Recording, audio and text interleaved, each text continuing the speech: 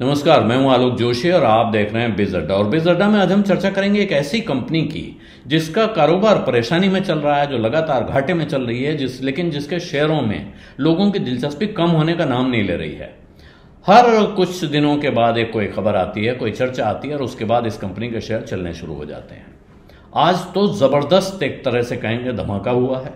22.5% का उछाल एक दिन में इस कंपनी के शेयरों में आया है। जी, यह है VI मोबाइल, यानी वोडाफोन आइडिया मोबाइल। वोडाफोन और आइडिया के मर्जर से बनी हुई कंपनी, जो इतने घाटे में चल रही है कि कंपनी के बंद होने की नौबत आ चुकी थी। इसके दोनों प्रमोटर्स कह चुके थे कि भाई हमें कोई लेना देना नहीं है, सरकार चाहे तो ये कंपनी ले ले, हम अपनी बुक से इसे राइट ऑफ कर चुके हैं। और कंपनी को बकाया चुकाने के लिए, यानी सरकार को जो उसको रकम देनी थी AGR के ड्यूज चुकाने के लिए, सरकार ने उसके ड्यूज को इक्विटी में कन्वर्ट किया और आज की तारीख में सरकार इस कंपनी की सबसे बड़ी हिस्सेदार है 33% स्टेक के साथ।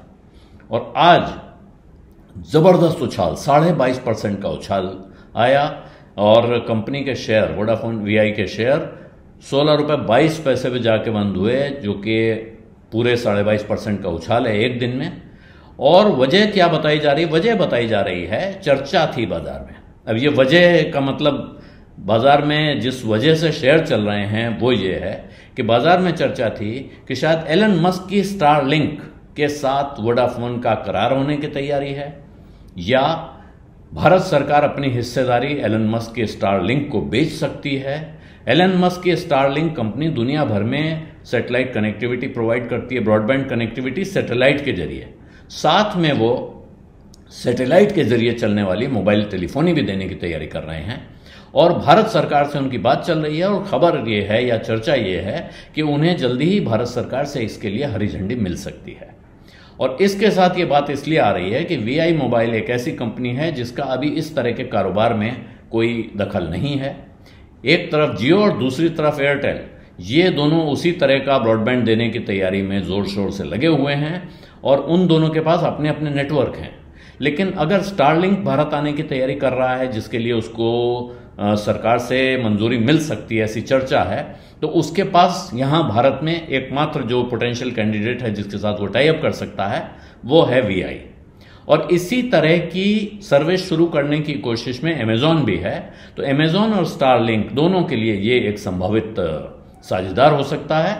और शायद यही वजह है कि बाजार में चर्चा गर्म हो गई और एलन मस्क आने वाले हैं वाइब्रेंट गुजरात के लिए भारत। तो अब कुल मिला के जिसको कनेक्टिंग द डॉट्स कहते हैं, चीजें जोड़ी जा रही हैं और बाजार में एक स्टोरी बना ली गई है। ये स्टोरी कितनी सही है कितनी गलत है इसका पता कुछ समय के बाद चलेगा, लेकिन आज इस स्टोरी के आधार पर शेयर चल रहे हैं, इसमें कोई शक नहीं है। कुल मिला के 200 करोड़ शेयरों का सौदा हुआ है।